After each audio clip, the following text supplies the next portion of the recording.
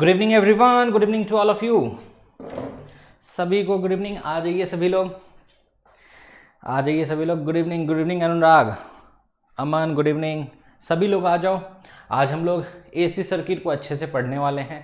1:10 का कॉन्सेप्ट समझेंगे। जो लोग भी इंटरेस्टेड है बहुत मज़ा आएगा, क्योंकि मैं एक ही क्वेश्चन में पूरा एसी सर्किट को क्लियर करने वाला हूँ। आप बिलीव नहीं करोगे कैसे हो सके, ऐसा कैसे पॉसिबल है बिल्कुल पॉसिबल है।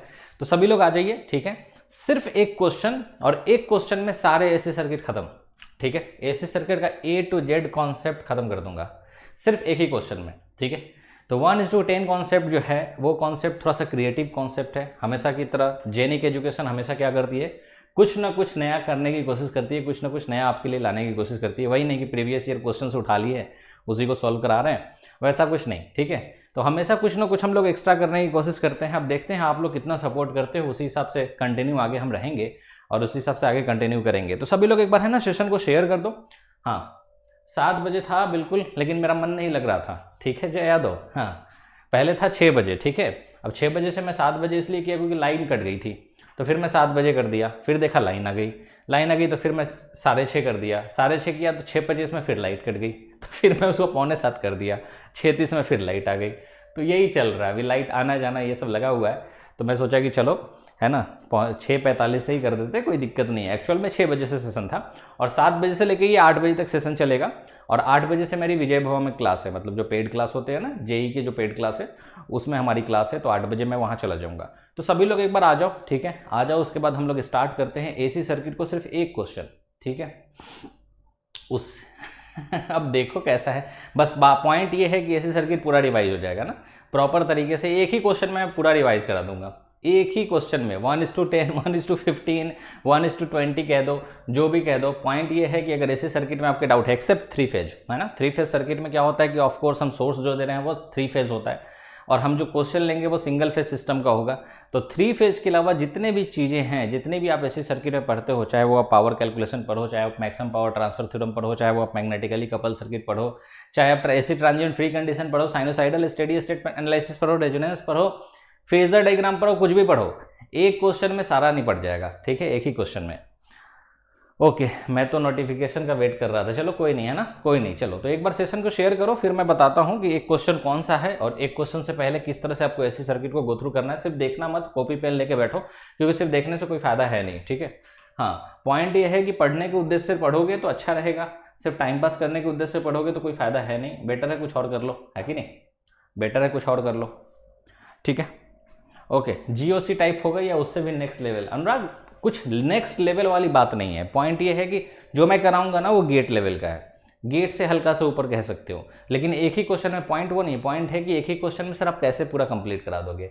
तो वही चीज़ देखना है ना तुम्हें, ठीक है, वही चीज़ देख लो, क्योंकि जेनिक एजुकेशन में ये सब तो होते रहता है, ठीक है। तो वही चीज़ देख लो एक बार, मज़ा आएगा तुम्हें, है ना, बहुत मज़ा आएगा। चलो रेडी है सब लोग, कॉपी पेन लेके बैठना भाई, है ना, बिना कॉपी पेन से नहीं होगा। ऐसे मत सोचो कि हाँ ठीक है, ऐसे मत सोचो कि नहीं मतलब देख लेते हैं बस ऐसे ही ऊपरे झापड़ी। प्रोसेस पता होगा, प्रोसेस से निकाल लेंगे। देखो, जो लोग भी प्रोसेस फॉलो करते हैं ना कि ये प्रोसेस होगा, वो प्रोसेस होगा, इस प्रोसेस से हम निकाल लेंगे, उनका कैलकुलेशन मिस्टेक बहुत ज़्यादा होता है। जैसे एसी में आपको डर क्यों लगता है, एक फेजर से डर लगता है, दूसरा कैलकुलेशन से डर लगता है। कैलकुलेशन बहुत ज़्यादा मिस्टेक करने के चांसेस है, और सबसे ज़्यादा एप्लीकेशन एसी का है। चाहे आप मशीन्स उठा लो, पावर सिस्टम उठा लो, इवन पावर इलेक्ट्रॉनिक्स उठा लो, मेजरमेंट उठा लो, सारे सब्जेक्ट में आपको एसी का एप्लीकेशन मिलने वाला है। इसलिए इस पर कमांड होना बहुत जरूरी है, और वो कमांड होने के लिए थोड़ा सा है ना आपको अलग हट के पढ़ना पड़ेगा, थोड़ा समझना पड़ेगा किस तरह से इसको पढ़ना है, राइट। हाँ ठीक है। तो कल के सेशन में तुम लोग पंकज सर को थोड़ा गुस्सा दिला दिए थे मैं देखा रहे ये क्या हो गया, ठीक है। चलो कोई नहीं, है ना, आज हम लोग कंटिन्यू करेंगे, अच्छे से पढ़ेंगे। तो हेडिंग दीजिए सब लोग। पेन रेडी हो, पेन कॉपी लेके रेडी हो कि नहीं, पहले ये बताओ, ठीक है। हाँ, पेन कॉपी लेके रेडी हो कि नहीं हो हो रेडी, रेडी, स्टार्ट किया जाए, स्टार्ट किया जाए। पहले मैं थोड़ा गो थ्रू करा दूंगा ताकि थोड़ा सा है ना। एल लाइट कट गई लाइट आज आना जाना कर ही रहा है, मालूम है, पिछले 1 घंटा से हमको लगता है 4 बार लाइट कट गया है। अब लाइट कट गई तो क्या कर सकते हैं, क्या ही कर सकते हैं, मतलब क्या ही कर सकते हैं, समझ रहे हो। स्टार्ट करने से पहले ही लाइट गुल हो गई ठीक है, तो कुछ कर नहीं सकते। ये प्रॉब्लम है, बिहार जो है ना बहुत पिछड़ा है, बहुत ज़्यादा पिछड़ गया है, बहुत हेवी पिछड़ा हुआ है। अब कहने के लिए तो बिहारी को बुरा लगेगा, भाई मैं भी बिहारी हूँ, ठीक है, पिछड़ा है तो है, समझ रहे हो, और उसके जिम्मेदार भी हम ही लोग हैं। जिसको वोट देते हैं उसको कोई फ़र्क ही नहीं पड़ता है कि बिहार में डेवलपमेंट करा, एजुकेशन में, फिर कुछ जितने भी चीज़ें हैं उसमें थोड़ा सा डेवलपमेंट हो, ठीक है। तो वो चीज़ कोई चाहता ही नहीं है, सब लोग खुश हैं, ऐसा ही खुश हैं, ठीक है, हाँ ऐसा ही खुश है, आराम से खाना पीना मिल जा रहा है, ज़्यादा टेंशन नहीं, कोई ग्रोथ का बात ही नहीं कर रहा है। लाइट बहुत कटती है, हद से ज़्यादा लाइट करती है, ठीक है, ऐसा होता है। और बिहार में किसी भी सिटी में रहो ये प्रॉब्लम है ही, ये प्रॉब्लम है, इसका कुछ सोल्यूशन नहीं है, ठीक है। हाँ, इसका भी बस यही सोल्यूशन है, जनरेटर लगा लो, तो जनरेटर जब स्टार्ट करते जाओगे उसी टाइम में फिर लाइट आ जाएगी। तो ये फ्लक्चुएशन जो है ना, बार बार लाइट कट होना, आउट होना, आना, ये फ्लक्चुएशन दिमाग ख़राब करता है, ठीक है। तो ओवरव्यू एक बार करा देता हूँ। किसी को एक बात बताओ, किसी को एसी सर्किट में अगर डाउट है तो यार पूछ लो मेरे से, है ना। किसी को भी कोई डाउट है किसी सर्टेन पोर्शन पे तो पूछ लो, जब तक लाइट नहीं आती है तो मैं आपके डाउट को क्लियर कर देता हूँ। सो दैट क्या होगा कि लाइव डाउट सेशन भी आपका हो जाएगा ना, कि मान लो किसी को एसी सर्किट में पावर में दिक्कत है, या फिर किसी भी चीज़ में रिएक्टिव पावर में दिक्कत है, किसी चीज़ में दिक्कत है, तो आप लोग डाउट कमेंट में पूछ सकते हो। उसके बाद जब मैं क्वेश्चन दूंगा, मैं अच्छे से पढ़ाऊंगा, तो वहाँ पे वो चीज़ और अच्छे से आपका क्लियर होगा। तो किसी का कोई डाउट है तो पूछ लो भाई, है ना। हाँ, पंकज सर भी क्लास लेंगे, बिल्कुल लेंगे यार, पढ़ाई करोगे तो बिल्कुल लेंगे, है ना। पढ़ाने वाले बच्चे हमें चाहिए, हमें इधर उधर की बातें करने वाले बच्चे ऐसे भी नहीं चाहिए होता है कि नहीं, देखते हो ना। ओके अनुराग सर, क्वालिटी फैक्टर वाला बता दीजिए, and upper and lower cut frequency, ठीक है अनुराग, है ना, कर देंगे, कोई दिक्कत नहीं। अपर एंड लोअर कट फ्रीक्वेंसी तुम्हारा जो सीरीज आरएलसी सर्किट में आता है उसको अच्छे से एक्सप्लेन कर दूंगा, और क्वालिटी फैक्टर भी बता दूंगा, कोई दिक्कत नहीं। क्वालिटी फैक्टर में क्या होता है, तुम लोग को दिक्कत वहाँ आती है, जैसे मान लो सीरीज कनेक्शन है, तो सीरीज कनेक्शन में दो इंडक्टर को जब हम सीरीज में कनेक्ट कर रहे हैं तो क्वालिटी फैक्टर क्या होगा, और उसी को पैरेलल में कनेक्ट कर रहे हैं तो overall quality factor of circuit क्या होगा। इसमें एक डाउट होती है, जो गेट में क्वेश्चन भी तुम्हें पूछा गया है ना, तो ये इंपॉर्टेंट है कि गेट में इसके बाद रिपीट करता है क्वेश्चन, क्वालिटी फैक्टर से रिलेटेड क्वेश्चन आते हैं। And upper and lower cut frequency मैं अच्छे से एक्सप्लेन कर दूंगा, डिराइव कर दूंगा, ठीक है। तो उससे क्या होगा, तुम्हें समझ में आ जाएगा कि अच्छा अपर एंड लोअर कट फ्रीक्वेंसी होता क्या है। भाई इसको हाफ पावर फ्रीक्वेंसी भी बोलते हैं। जब आपका जो भी सिग्नल आप ट्रांसमिट कर रहे हो, आप चाहोगे ना कि वो सिग्नल मान लो 100% उसमें पावर है, तो आप चाहोगे ना कि जो रिसीविंग एंड पे है वहां पे भी 100% जाए, बट एक्चुअल में क्या होता है, 100% पावर कभी भी नहीं जाएगा, बीच में कुछ ना कुछ लॉसेस होगा। तो आप एक डिसाइड करते हो कि भाई एक बात बताओ, कितना परसेंटेज कम होगा पावर का, तो उतने सिग्नल को हम पास करें, ठीक है। तो एक डिसाइड किया कि 50% अगर पावर से कम हो गया तो उस सिग्नल को रोक लो, बाकी 50% से ऊपर अगर किसी का मैक्सिमम पावर से है तो उस सिग्नल को जाने दो रिसीविंग एंड तक, ठीक है। ये आपने डिसाइड कर लिया। तो उसी 50% पे कितना फ्रीक्वेंसी होना चाहिए, तो वो जो आपका वेवफॉर्म है, देखोगे ग्राफ में जो देखोगे ना, उसमें दो जगह पे कट करेगा करंट के ग्राफ को, ठीक है। तो पहला आपका जो कट करेगा वही होता है lower cut off frequency, and दूसरा जगह जहां कट करता है उसको हम लोग बोलते हैं अपर कट ऑफ फ्रीक्वेंसी। तो बस वही चीज है। बाकी अपर कट ऑफ फ्रीक्वेंसी किस केस में आएगा, तो भाई लैगिंग लोड में आएगा, एक्सएल ग्रेटर देन एक्सी में। लोअर कट ऑफ फ्रीक्वेंसी किस में आएगा, लीडिंग लोड में। तो वो मैं अच्छे से आपको क्लियर कर दूंगा। तो हाफ पावर फ्रीक्वेंसी भी इसको बोलते हैं।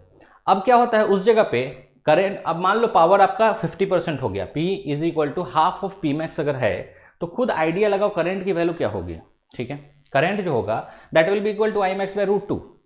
तो जब करंट की value I max by root 2 हो जाए, उस केस में जो आपका फ्रीक्वेंसी जो कट करेगा उसी फ्रीक्वेंसी को हम लोग lower and upper cut off frequency बोलते हैं, ठीक है। और उनके डिफरेंस को हम लोग बैंडविड्थ बोलते हैं, क्योंकि उसके ऊपर जितने भी फ्रीक्वेंसी, उसके बीच में जितने भी है रेंज ऑफ फ्रीक्वेंसी, उसके बीच में जो भी है उस सिग्नल को पास करता है, रिसीविंग एंड तक जाने देता है। उसके बाद जितना भी जिसका पावर कम है, क्योंकि देखो जिसका पावर कम हो गया है ऑफकोर्स उसमें रिसीविंग एंड पे जब पहुंचेगा तो उसकी जो एम्पलीट्यूड होगी ओवरऑल कम होगी। तो वो आप नहीं चाहोगे ना कि खराब परफॉर्मेंस रहे, तो आप क्या कहें कि हाँ भाई हमारा पावर जो है हाफ ऑफ पी मैक्स से जो ज्यादा हो उसी को सिग्नल को पास करो, अदरवाइज नहीं करो। तो वो अपर एंड लोअर कट फ्रीक्वेंसी है, जिसपे करंट जो आपका होता है वो आई मैक्स बाई रूट 2 हो जाता है, ठीक है। अब I max by root 2 current की वैल्यू हो जाती है। अब इधर करंट की वैल्यू आप सीरीज आरएलसी में V/Z डालोगे, आई मैक्स कब होगा, एट रेजोनेंस, समझ में आया। तो रेजोनेंस में आपका मैक्सिमम करंट फ्लो करता है ना, तो आई मैक्स बाई रूट 2, तो एट रेजोनेंस पे जो मैक्सिमम करंट होगा उसको आप V/R से रिप्रेजेंट कर सकते हो। तो V/Z is equal to V by root 2R। तो Z इज इक्वल टू आपको रूट 2R मिला, समझ में आया। तो Z is equal to root 2R को जब सोल्व करोगे, Z की वैल्यू मैग्नीट्यूड की वैल्यू डालो तो under root R square plus XL minus XC का होल स्क्वायर, है ना, is equal to root 2R। इस इक्वेशन को जब सोल्व करते हो तो आपको दो फ्रीक्वेंसी मिलता है, वही दो फ्रीक्वेंसी होता है upper and lower cut off frequency, ठीक है। जिसका वैल्यू जब देखोगे तो -R/12 plus under root plus minus आएगा, plus minus under root minus R/12 का स्क्वायर प्लस 1/LC, ठीक है, अपॉन 2। तो ये जो होता है इसी से आप upper and lower cut off frequency निकालते हो, ओमेगा 1 एंड ओमेगा 2, और इसी को हम लोग बैंडविड्थ से भी डिफाइन करते हैं, ओमेगा 2 माइनस ओमेगा 1। ठीक है, ओके। सर आप LEET की तैयारी करवाते हैं कि नहीं? LEET तो पहले मेरे को मालूम ही नहीं है यार। ठीक है अमन, तो थोड़ा फुल फॉर्म बताओगे तो बताएंगे। हाँ, मार्कर बोर्ड पे AC सर्किट का लेक्चर स्टार्ट किया। मार्कर बोर्ड पीछे दिख रहा है इस साइड। ठीक है okay. Inductor quality factor Q1 and capacitor quality factor Q2 series में है। सर ओवरऑल क्वालिटी फैक्टर कैसे फाइंड करेंगे? देखो सुमन, पहले सबसे पहले इस चीज को समझो कि क्वालिटी फैक्टर का सिग्निफिकेंस क्या है। क्वालिटी फैक्टर का अगर सिग्निफिकेंस समझ जाओगे ना तो तुम्हें बाकी चीजें ऑटोमेटिक क्लियर हो जाएगी। मैथमेटिकली तुम कुछ भी निकालो, उससे कोई दिक्कत नहीं। मैथमेटिकली सीरीज कनेक्शन करके ओवरऑल आप मैनिपुलेट करके कुछ भी निकाल लो, लेकिन सबसे पहले क्वालिटी फैक्टर का सिग्निफिकेंस आपको पता होना चाहिए। सिग्निफिकेंस क्या होता है? जैसे कि इंडक्टर है और कैपेसिटर है, इसकी प्रॉपर्टी क्या है? सबसे पहले ये बताओ कि इंडक्टर कैपेसिटर क्या करता है, ये चीज समझ में आना चाहिए, पहला ये चीज।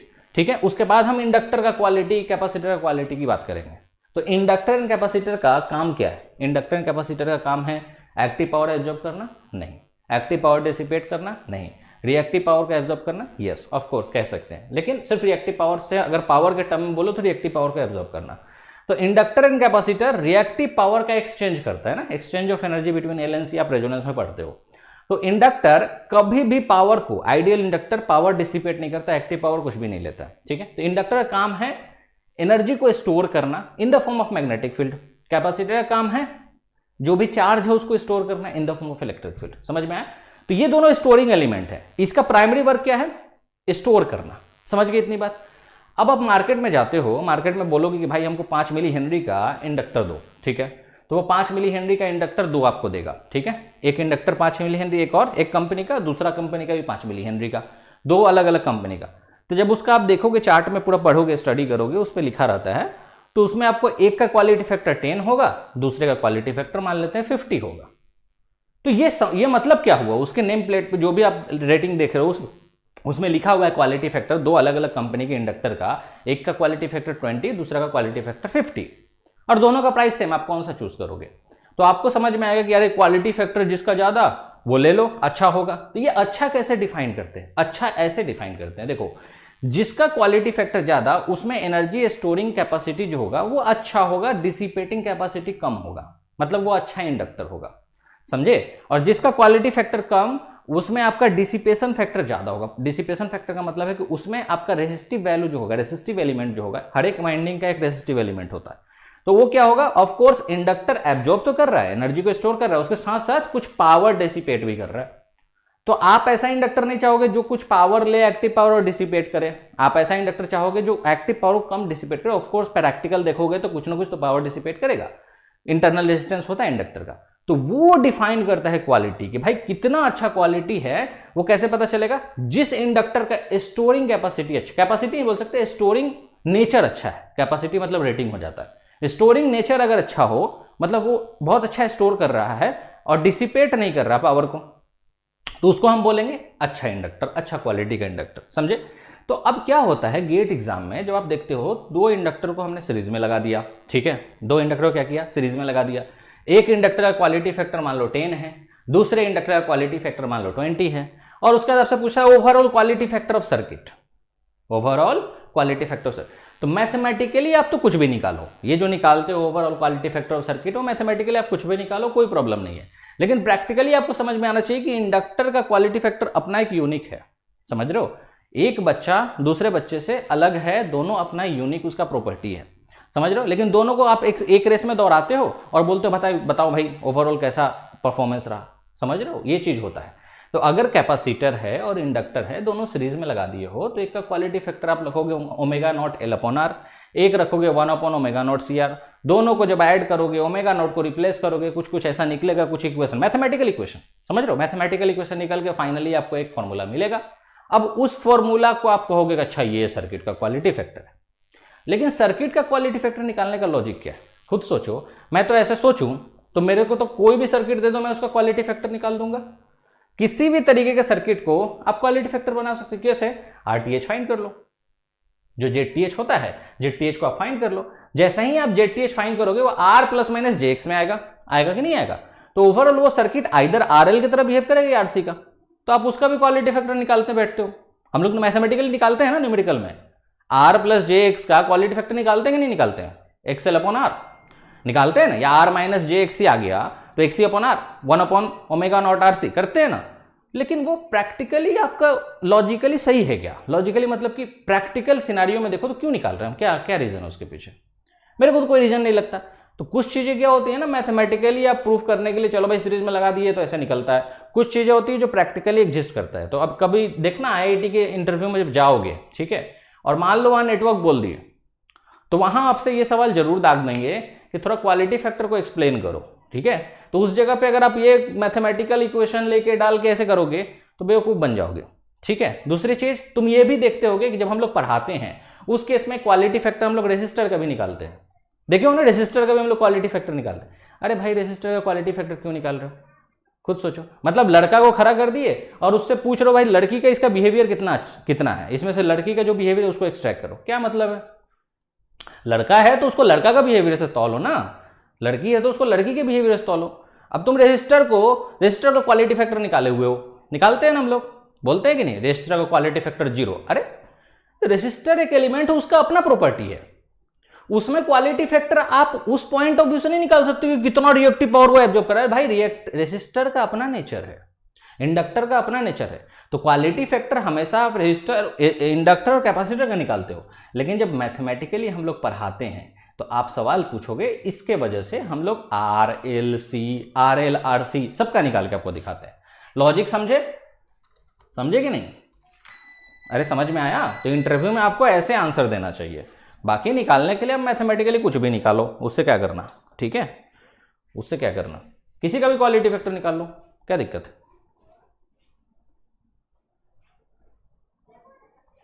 आ गया, लाइट आ गया, ठीक है, बीइंग ह्यूमन। हाँ तो 7 बजे से क्लास था, मैं 15 मिनट पहले आ गया था, चलो लाइट आ गई। अब कंटिन्यू करेंगे क्योंकि 1 घंटा का यार क्या है ना, 1 घंटे का ही सेशन मैं रखूंगा। 8 बजे से मेरा है ना विजयी भवन में क्लास रहता है, ठीक है, 8 बजे से मेरा विजयी भवन में क्लास रहता है पेड में, ठीक है, पेड बच्चों का, वो 8 से 10 चलेगा। तो मैं आपके लिए 1 घंटे का सेशन रखूंगा, 7 से 8 बजने में 5 मिनट बचा रहेगा तो मैं ऑफ करूंगा, ठीक है। जहां तक होगा उसके बाद फिर नेक्स्ट हम लोग कंटिन्यू करेंगे आगे वाले में, ठीक है, आगे वाले लेक्चर में। ओके, ठीक है, being human it's the waste of time. अरे पूरा यूट्यूब पे वेस्ट ऑफ टाइम हो रहा है यार, सबसे कम ही तो हम ही टाइम वेस्ट करते हैं। हमारे पास कुछ कंटेंट होता है तो आते हैं, अदरवाइज नहीं आते हैं, समझ रहे हो ना। चलिए तो स्टार्ट करते हैं ना, स्टार्ट करते हैं। सभी लोग ready? Lead, lateral entry, entrance, भाई इसके मेरे को नॉलेज नहीं है, ठीक है, ओके, समझ गए सब लोग। चलिए तो रेडी हो, एक बार गो थ्रू कर लो, ठीक है, एक बार गो थ्रू कर लो व्हाट इज एसी सर्किट को, अच्छे से गो थ्रू कर लो कि हम जो कॉन्सेप्ट आपको देने वाले हैं एसी सर्किट में, उसमें कौन कौन से कॉन्सेप्ट आएंगे, किस तरह से आपको पढ़ना चाहिए, ये सब आपको क्लियर होना चाहिए। सबसे पहले आप एसी सर्किट में क्या पढ़ते हो, ध्यान से देखना, इसको लिख लीजिए, ठीक है। इसमें आप सबसे पहले पढ़ते हो साइनोसाइडल, स्टेडी स्टेट। थोड़ा सा रिवीजन हो जाएगा ना तो अच्छा रहेगा, समझ रहे हो। हाँ, जो मिस कर गए लेक्चर मिस ही कर जाएंगे, उनका कुछ नहीं कर सकता। साइनोसाइडल स्टेडी स्टेट एनालिसिस, पहला चैप्टर आप ये पढ़ते हो ना, चैप्टर वन जो है आप यही पढ़ते हो। अब इसमें क्या क्या पढ़ते हो देखो, इसमें हम लोग फाइंड क्या करते हैं, जिस तरह से डीसी सर्किट में आप ओवरऑल क्या निकालते हो, वोल्टेज हो गया, करंट हो गया, कोई भी चीज निकालते हो वो स्टेडी स्टेट वैल्यू पे निकालते हो ना, वोल्टेज, करंट, पावर, वो सब स्टेडी स्टेट, मतलब कि कुछ भी फ्लक्चुएशन नहीं हो रहा है, सब चीज स्टेबल है, उस केस में स्टेडी स्टेट वैल्यू आप कैसे निकालते हो। उसी तरह से एसी सर्किट में आप साइनोसाइडल स्टेडी स्टेट एनालिसिस में कोई भी स्टेडी स्टेट वैल्यू फाइंड कर सकते हो, किसी का भी रिस्पॉन्स कुछ भी हो सकता है, करंट हो सकता है, वोल्टेज हो सकता है, पावर हो सकता है, किसी भी तरीके के सर्किट में फाइंड कर सकते हो। तो यहां पे जो फाइंड करने का मेथड है, ऑफ कोर्स 2 मेथड से आप फाइंड कर सकते हो। First one is the time domain approach. पहला क्या है, टाइम डोमेन अप्रोच, ठीक है, and second one is the frequency domain approach. और दोनों इक्वली इंपॉर्टेंट है ना, कुछ लोग टाइम डोमेन पढ़ लेते हैं, फ्रीक्वेंसी डोमेन नहीं पढ़ते हैं, और जब क्वेश्चन देखो तो वहां सब चीज फ्रीक्वेंसी में होता है, वहां लटक जाते हैं। तो दोनों इक्वली इंपॉर्टेंट है कि time domain approach and frequency domain approach में हम किस तरह से सॉल्व करेंगे, ये दोनों इंपॉर्टेंट होता है। टाइम डोमेन एग्जैक्टली डीसी जैसा जाएगा, कोई दिक्कत नहीं है। जैसे डीसी में आप सॉल्व करते हो उसी तरह से यहां पे आप फेजर में डिनोट करोगे, ठीक है। फेजर में आप क्या करोगे, रिप्रेजेंट करोगे, और उसके बाद आप केसीएल, केवीएल, नोडल, मेस, कोई भी नेटवर्क थ्योरम्स, ठीक है, ये सब अप्लाई करके आप क्या करोगे, रिस्पॉन्स फाइंड कर लोगे। तो टाइम डोमेन अप्रोच में यही दो स्टेप होता है कि कोई भी सर्किट दिया हुआ है, मान लो 20 sin ओमेगा टी वीटी है, तो उसको आप फेजर में रिप्रेजेंट कर दिए भाई 20 at an angle of 0 where 20 is the maximum value, या आरएमएस में रिप्रेजेंट कर सकते हो 20/√2 एट एन एंगल ऑफ 0, और आपको मालूम है ये आरएमएस है। उसके बाद क्या करते हो, एग्जैक्टली जैसे डीसी में करते हैं same as apply KCL, KVL, nodal में लगा सकते हो, लेकिन यहां पे एडिशन, सब्ट्रैक्शन, मल्टीप्लिकेशन, डिवीजन जो होगा वो टोटल का टोटल आपका फेजर के फॉर्म में होगा, फेजर से रहेगा, राइट। तो ये होता है टाइम डोमेन। फ्रीक्वेंसी डोमेन में आप क्या करते हो, ऑफ कोर्स आप लाप्लास में कन्वर्ट करते हो, किसी भी सर्किट को क्या करते हो, लाप्लास में कन्वर्ट करते हो, और एक ट्रांसफर फंक्शन आप बनाते हो एच ऑफ एस, ठीक है। अब इस एच ऑफ एस को कैसे बनाते हो, केसीएल, केवीएल, नोडल में लगा के, ठीक है, कुछ भी लगाओ, ओवरऑल आपका यहां पे एच ऑफ एस जो होना चाहिए वो होना चाहिए आउटपुट अपॉन जो दिया हुआ है, आउटपुट अपॉन जो दिया हुआ है इन फ्रीक्वेंसी डोमेन। आउटपुट का मतलब क्या है, जो आपको निकालना है, जो भी फाइंड करना है वो आप ऊपर रखते हो, और जो दिया हुआ है वो नीचे रखते हो, और दोनों किस में होगा, ऑफ कोर्स फ्रीक्वेंसी डोमेन में होगा। एक बार आपको ये चीज पता चल जाता है एच ऑफ एस क्या है, तो उसके बाद आप क्या करते हो, इसी का मैग्नीट्यूड निकालते हो। क्या निकालते हो, magnitude H of J omega at omega is equal to input frequency, ठीक है। उसी तरह आप एंगल निकालते हो एच ऑफ जे ओमेगा का, यहां पे कंट्रोल सिस्टम आप थोड़ा सा यूज करते हो, omega is equal to input frequency, और आप क्या करते हो, उसके बाद आपको आउटपुट जो भी मिलेगा, आउटपुट इज इक्वल टू क्या मिलता है, इसमें magnitude of H of J omega कर दीजिए मल्टीप्लाइड बाय इनपुट, कन्वोल्यूशन मत समझ लेना, input at an angle of H of J omega. तो इस तरह से आप क्या करते हो, दो मेथड से, और दोनों मेथड से बहुत इजीली निकलता है। कहीं कहीं फ्रीक्वेंसी डोमेन आपका इंपोर्टेंट हो जाता है, कहीं कहीं टाइम डोमेन इंपोर्टेंट हो जाता है, और उस हिसाब से आप पूरा साइनोसाइडल स्टेडी स्टेट एनालिसिस पढ़ लेते हो। तो ये आपका पूरा पहला चैप्टर होता है। इसके बाद नेक्स्ट जो आप पढ़ते हो वो है एसी ट्रांजिएंट फ्री कंडीशन। एक बार गो थ्रू कर लो, ताकि है ना क्या होगा, जब मैं क्वेश्चन दूंगा तो समझ में आएगा कि हाँ किस तरह से क्वेश्चन है। एसी ट्रांजिएंट फ्री कंडीशन, तो एसी ट्रांजिएंट फ्री कंडीशन क्या होता है, देखो डीसी में मान लो आपका इंडक्टर और कैपेसिटर है, तो उसको आप ट्रांजिएंट फ्री नहीं बना सकते, इट्स नॉट पॉसिबल। जब भी आप स्विचिंग एक्शन करोगे, इंडक्टर विल चार्ज या डिस्चार्ज, कैपेसिटर विल चार्ज या डिस्चार्ज, मतलब करंट एंड वोल्टेज फ्लक्चुएट करेगा ही, चाहे वो एक्सपोनेंशियली इंक्रीजिंग करो या डिक्रीजिंग करो। पॉइंट ये है कि करंट एंड वोल्टेज आपका ट्रांजिएंट स्टेट में कुछ ना कुछ चेंजेस आएंगे, ठीक है।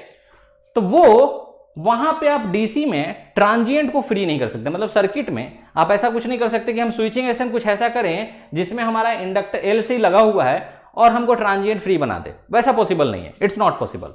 तो लेकिन एसी सर्किट में ये पॉसिबल है कि आप ट्रांजिएंट फ्री कंडीशन ला सकते हो, ठीक है। एग्जाम्पल के लिए अगर मैं सिंपल आरएल सर्किट लूं, ठीक है, आपको कोई भी लो, आरएल लो, आरसी लो, मैं जब पढ़ाता हूं तो रटवाता नहीं हूं। एग्जाम्पल के लिए सपोज करो मैं आरएल सर्किट ले लिया, ऐसा कुछ, इसमें स्विचिंग हो रही है T is equal to T naught पे। अब टी नॉट 0 भी हो सकता है, कुछ भी हो सकता है। ये मेरा आरएल सर्किट हो गया, ठीक है, ये क्या हो गया, आरएल सर्किट हो गया, ठीक है। तो यहां पे क्या होगा, कुछ ना कुछ करंट फ्लो करेगा आईटी। अब ये जो आईटी करंट होगा, ये आईटी करंट आपका ट्रांजिएंट और प्लस स्टेडी स्टेट दोनों होते हैं, जिसकी वैल्यू क्या होती है, of course complementary function and particular integral, जो आप पढ़ते हो ना उस तरह से निकाल सकते हैं, ठीक है। तो कॉम्प्लीमेंट्री फंक्शन जो निकालते हो विदाउट आपका एक्साइटेशन, वो होता है ट्रांजिएंट स्टेट, और इसके साथ आपको स्टेडी स्टेट भी मिलेगा Vm by mod Z sine, मान लीजिए omega T plus alpha minus phi है, और ये पूरा आपका जो होगा u of T minus T naught से स्टार्ट होगा। ऑफकोर्स स्विचिंग जो हो रही है वो टी नॉट से हो रही है, इसलिए यहां पे फाई की वैल्यू जो होगी वो tan inverse omega L upon R होगी। तो ये करंट इक्वेशन आपको पता होना चाहिए, आरएल सर्किट में किस तरह का करंट इक्वेशन होता है। और Vt की वैल्यू यहां पे मैं मान रखा हूं Vm sine omega T plus alpha. इस जगह पे अगर कॉस में होगा तो यहां कॉस आ जाएगा, एज सिंपल एज दैट, ठीक है ना। तो ये करंट इक्वेशन आपको पता होना चाहिए, नहीं पता है फिर भी एक दो बार डिराइव करोगे, CF प्लस PI जब निकालोगे ऑटोमेटिक आपका हाँ, अल्फा कैसे निकालेंगे, अल्फा देखो ना यहाँ दिया हुआ है, अभी मैं बता रहा हूं, समझो चीजों को। तो सबसे पहले आपका प्राइमरी जो है पहला स्टेप होगा कि करंट निकाल लो। इसी जगह पे मान लो आरसी सर्किट होता तो वहां पे वोल्टेज निकालो, ठीक है, वहां वोल्टेज, तो ये वाला तो वही रहेगा, यहां पे चेंज होगा, steady state voltage across capacitor जो निकालोगे ये वाला चेंज हो जाएगा। तो आरएल सर्किट हो, आरसी सर्किट हो, कोई भी सर्किट हो, आरएल सर्किट में हमेशा करंट निकालिए, आरसी सर्किट में हमेशा वोल्टेज निकालिए। अब ध्यान से सुनते जाना, कुछ भी रटवाऊंगा नहीं, सीधे बात है। ये पहला आपका करंट इक्वेशन आ गया। दूसरा क्या करना है, आप इनिशियल कंडीशन चेक करोगे। इनिशियल कंडीशन का मतलब क्या होता है, स्विचिंग एक्शन कब हो रही है, तो स्विचिंग एक्शन देखो T is equal to T naught पे हो रहा है, मतलब टी नॉट माइनस पे जब ये स्विच ऑन ऑफ था, ओपन था, उस केस में यहां पे कोई एनर्जी था क्या, कोई करंट फ्लो कर रहा था क्या, नहीं। दैट मींस इनिशियल कंडीशन आपको देखना है, पहले करंट इक्वेशन निकालिए, ठीक है, आरसी सर्किट हो तो वोल्टेज इक्वेशन निकाल लीजिए। उसका सेकंड स्टेप आपको करना है इनिशियल कंडीशन देखना है, T is equal to T naught से पहले क्या था, या T is equal to T naught minus पे क्या था। तो आपको दिख रहा है इनिशियल कंडीशन में inductor won't allow sudden change in current, ये आपका मालूम है इनिशियल कंडीशन। उसके बाद चेक कीजिए, इनिशियल कंडीशन में आपको दिखेगा I of t naught minus is equal to 0 है, मतलब स्विच जब क्लोज नहीं था, ओपन था, उस केस में आई ऑफ टी नॉट माइनस, इसमें कोई भी करंट फ्लो नहीं करेगा, सीरीज सर्किट हो, ओपन रहेगा, 0 ही है। तो ये 0 है, यही inductor won't allow sudden change in current, तो टी नॉट प्लस भी तो हो जाएगा भाई, समझ रहे हो। इसका मतलब है कि आई ऑफ टी नॉट जो है उसकी वैल्यू कितनी होगी, 0। तो इसी इनिशियल कंडीशन का आपको यूज करना है पहले इक्वेशन में। जैसा ही आप इनिशियल कंडीशन को ऊपर यूज करोगे, आपको सीधे यहां दिखेगा T naught, T is equal to T naught put कर दो, क्या करो, at T is equal to T naught, आपको क्या दिखा, आई टी की वैल्यू जो है वो 0 है, तो इसमें आप पुट कर दो, 0 हो गया, 0 इज इक्वल टू, तो यहां क्या होगा, 0 इज इक्वल टू, इस जगह पे T is equal to T naught put करो, आपको मिलेगा के, इस जगह देखो plus Vm by mod Z, simple रखो ना, sine T is equal to T naught put कर रहे हैं, तो omega T naught plus alpha minus 5, u of T minus T naught में यू ऑफ 0 ऑटोमेटिक 1 के बराबर आ जाएगा। समझ में आया, तो ये कुछ इक्वेशन आया। तो सेकेंड इनिशियल कंडीशन यूज करके आपको के की वैल्यू फाइंड कर लेनी है। के की वैल्यू कितनी आएगी, minus Vm by mod Z sine omega T naught plus alpha minus 5, ठीक है, के की वैल्यू आपने फाइंड कर लिया। तो सबसे पहले करंट का इक्वेशन देखा, उसके बाद उससे हम क्या करें, इनिशियल कंडीशन के यूज करके के की वैल्यू फाइंड कर लिए, step number 2 complete. Step number 3 क्या बोलता है, के की वैल्यू 0 कर दो। स्टेप नंबर 3 बोलता है के की वैल्यू 0 कर दो। क्यों 0 करो, क्योंकि फॉर ट्रांजिएंट फ्री, आपको सर्किट को कैसे बनाना है, ट्रांजिएंट फ्री, तो ट्रांजिएंट फ्री के लिए आपको के की वैल्यू 0 होनी चाहिए। यहां देखो करंट के इक्वेशन में अगर के की वैल्यू 0 हो गई, ध्यान से देखो, ठीक है, करंट के इक्वेशन में अगर के की वैल्यू 0 हो गई, दैट मींस ट्रांजिएंट वाला कोई भी चीज नहीं आएगा ना, इसकी वैल्यू 0, ट्रांजिएंट स्टेट 0, डायरेक्ट आपको टी नॉट पे क्या मिलेगा, स्टेडी स्टेट। पॉइंट को समझ रहे हो, तो इस के की वैल्यू को 0 करना आपका फाइनल टारगेट था। अब के की वैल्यू 0 कैसे होगी, तो पहले करंट इक्वेशन पता होना चाहिए, इनिशियल कंडीशन से के की वैल्यू पता होना चाहिए, और उसको हमको 0 बनाने आना चाहिए, एकदम सिंपल, समझ रहे हो।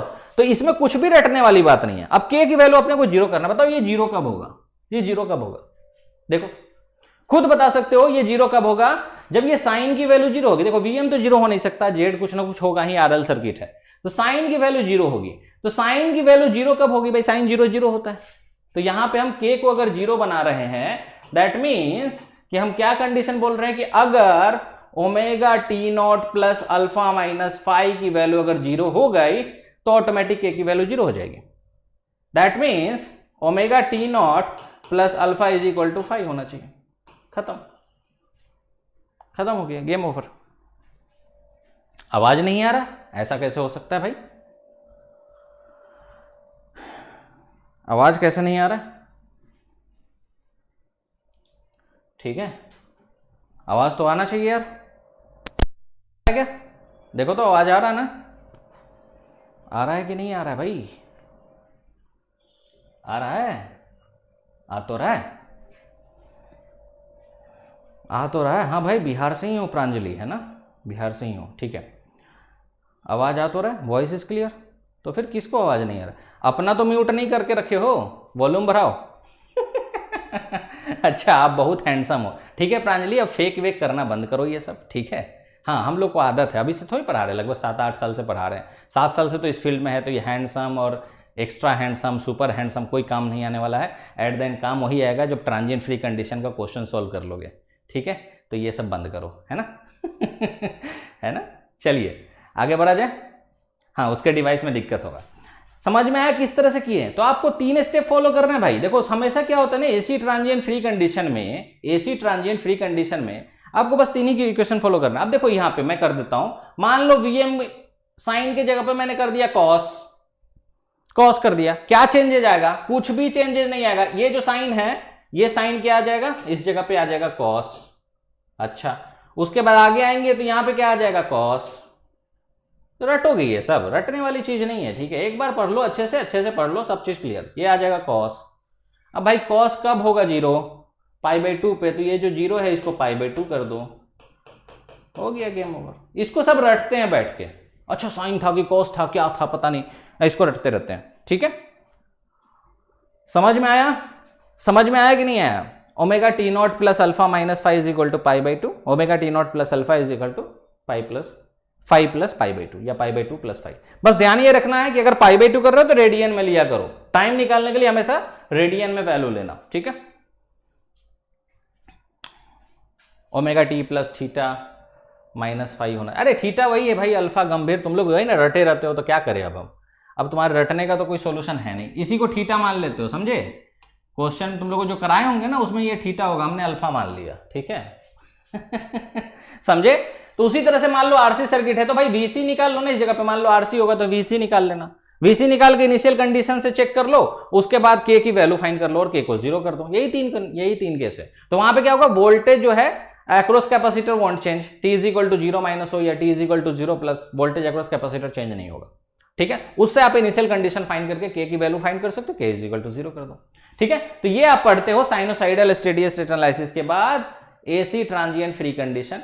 देन चैप्टर 3 जो आप पढ़ते हो, चैप्टर 3 फेजर डायग्राम। देखो फेजर से इतना डरने की जरूरत नहीं है, फेजर डायग्राम आप स्टैंडर्ड जो भी सर्किट होता है उसका आप पढ़ते हो। कौन कौन सा? तो भाई सीरीज एंड पैरेलल, समझ रहे हो, सीरीज एंड पैरेलल, ये फेजर डायग्राम में आप पढ़ते हो।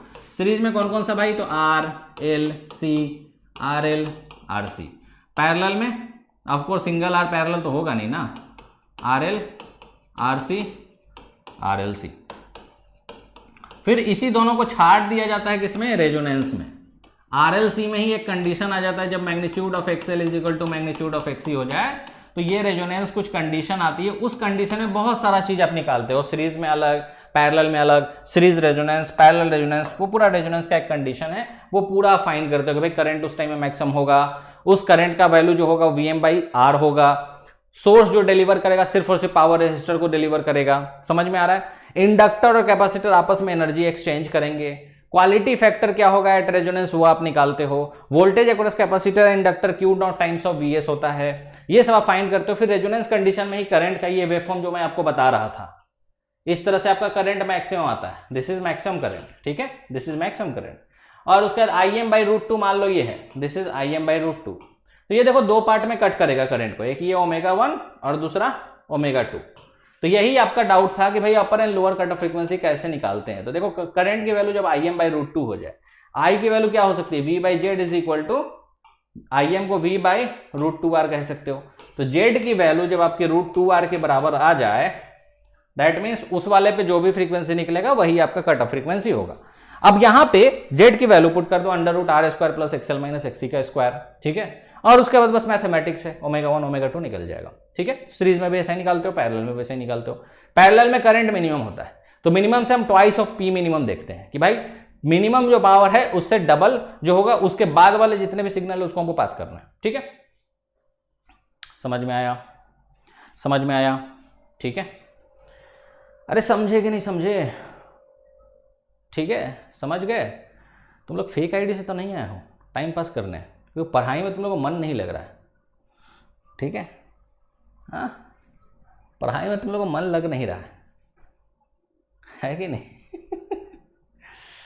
हमको लग रहा है ऐसा कि हाँ तुम लोगों को पढ़ाई में मन नहीं लग रहा है। कर दूँ टाइम पास, अच्छा लगेगा? हाँ, समझ आ गया? चलो ठीक है। हाँ, पढ़ाई में मन नहीं लग रहा है तुम लोग का, ऐसा लग रहा है जैसे कि अभी यूट्यूब पे जो सिचुएशन चल रहा है ना, वो सिचुएशन पढ़ने वाले बच्चे हैं नहीं, मतलब 10-12 लोग हैं जो पढ़ाई करते हैं, बस वही लोग थोड़ा बहुत ध्यान देते हैं, सिंसियर है, और बाकी लोग तो ऐसे ही आते हैं टाइम पास करना, ऐसा सिचुएशन आ गया है। ठीक है, तो टाइम पास वाले निकल लो भाई, है कि नहीं? निकल लो, ठीक है। टाइम पास वाले जितने निकल लो, कुछ और करो, जाओ देखो नेटफ्लिक्स पे अच्छा अच्छा सीरीज़ आया है अभी, अमेजन प्राइम में बहुत सारा ऑप्शन है, बाहर जाओ यार, घूमो वूमो, क्या यूट्यूब पे आके शकल देख रहे हो, कोई मतलब क्या है क्या? है कि नहीं? पढ़ाई करो, नहीं मन लगता है पढ़ने में तो कुछ और करो, करते रहो, समझ रहे हो ना? कुछ तो लाइफ में करना पड़ेगा, और जिसमें ज़्यादा टाइम दोगे उसी तरह से तुम्हारा लाइफ बनते चला जाएगा। जैसे क्या होता है ना, 22 साल के हो, 20 साल, अभी कितना होगा तुम्हारी एज होगी अराउंड, समझो तो 22 से लेके 24 या 25 के बीच में होंगे।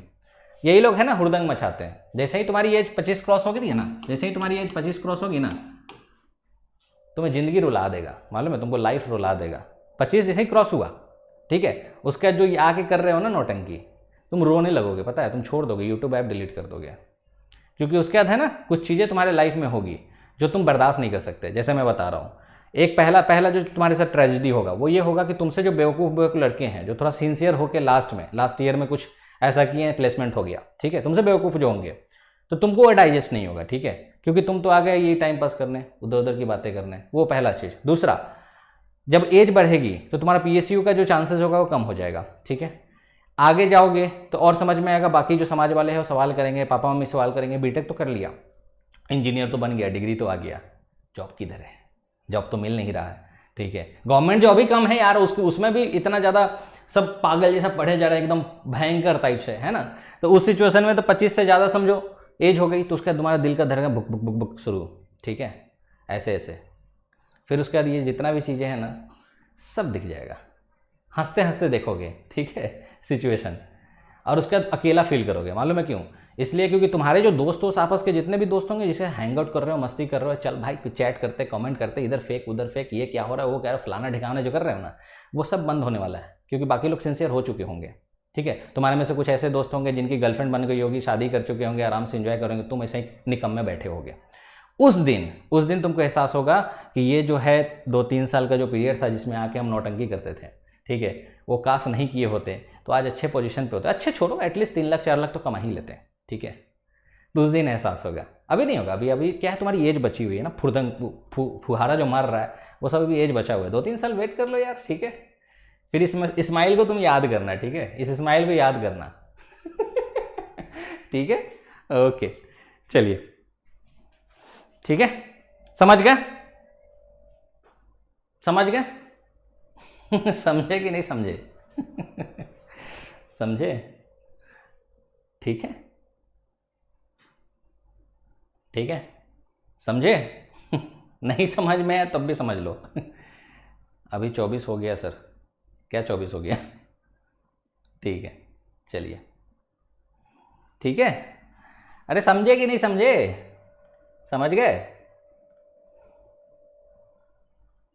समझे? और कौन कौन समझे जरा बताना।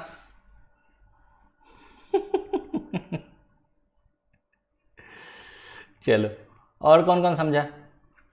चलिए आगे बढ़ा जाए, समझे? तो phasor diagram series and parallel में जो आप रेजोनेंस कंडीशन पढ़ते हो, उस रेजोनेंस कंडीशन का आप अच्छे से निकालते हो, lower cut off frequency, higher cut off frequency, ये सब आप अच्छे से देखते हो, क्वालिटी फैक्टर निकालते हो हमेशा, है ना। इस तरह से आप पूरा अच्छे से पढ़ते हो, समझ में आया? ठीक है, चलिए प्रांजलि घर जाओ, ठीक है। मैं ज्यादा टाइम पास तो नहीं करता हूँ यार, है ना। चलिए, ओके, तो आप रेजोनेंस कंप्लीट कर लिए। उसके बाद हम लोग जो पढ़ते हैं ना, हम लोग पूरा अब 100% तो कर लिए सिंगल फेज, एक चीज बच जाता है, that one is the power calculation. समझना इस चीज को, पावर कैलकुलेशन क्या होता है, गो थ्रू करा देता हूं। जब भी आप पावर कैलकुलेशन पढ़ते हो, वहां 2 चीज आप पढ़े होंगे, 2 पार्ट में पावर कैलकुलेशन को अच्छे से पढ़ते हो, ठीक है। पहला आप पढ़ते हो विदाउट हार्मोनिक्स। हार्मोनिक्स मैं बताऊंगा क्या होता है, नॉन फंडामेंटल कंपोनेंट जो आप पढ़ते हो उसको विदाउट हार्मोनिक्स बोलते हैं उसको, है ना। और एक आता है आपका विथ हार्मोनिक्स। दोनों आपके सिलेबस में है, चाहे आप इसी से हो या डबल ई से हो, किसी से भी हो, ठीक है। Without harmonics and with harmonics, दोनों हार्मोनिक्स आप इस तरह से अच्छे से पढ़ सकते हो, with harmonics and without harmonics. इसमें क्या हो रहा है, यहां पे जो भी आप पहले पढ़े हो इनिशियली, जो भी मैं बताया हूं उस टाइप का कुछ सर्किट होगा, जिस सर्किट में कुछ वोल्टेज होंगे ऑफ कोर्स VT, और उसमें कहीं भी रिस्पॉन्स आप निकाल सकते हो IT, और ये अंदर सर्किट में भी निकाल सकते हो ना, किसी भी सर्किट में मान लो पैसिव एलिमेंट, रेजिस्टर है, डिपेंडेंट सोर्स है, इंडक्टर भी हम लोग निकाल के देखेंगे। तो उस तरह से यहां पे आप तीन चीज पढ़ते हो। First one is the active power, ठीक है, एक्टिव पावर जो आपके एग्जैक्टली DC के बराबर होता है। Second one is the reactive power, ठीक है, रिएक्टिव पावर पढ़ते हो। थर्ड जो पढ़ते हो आप एपरेंट पावर पढ़ते हो, ठीक है, एपरेंट पावर। AC में आपको इतना जानना होता है, ठीक है, एपरेंट पावर जो सिर्फ मैग्नीट्यूड देता है। फोर्थ है कॉम्प्लेक्स पावर। तो कायदे से जब निकालते हो तो सबसे पहले आप कॉम्प्लेक्स पावर निकालते हो, है ना। कॉम्प्लेक्स पावर क्या होता है, V × I कंजुगेट।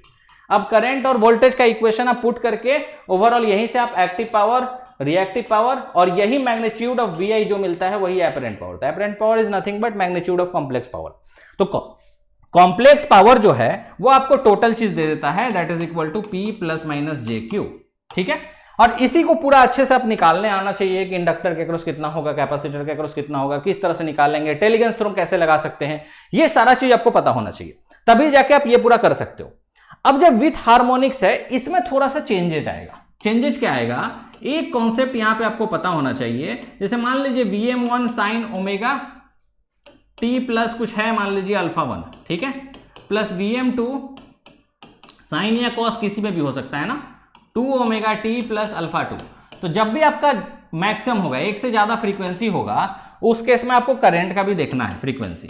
तो करंट सपोज कीजिए Im1 sine omega t plus α3 हो गया, ठीक है, प्लस Im2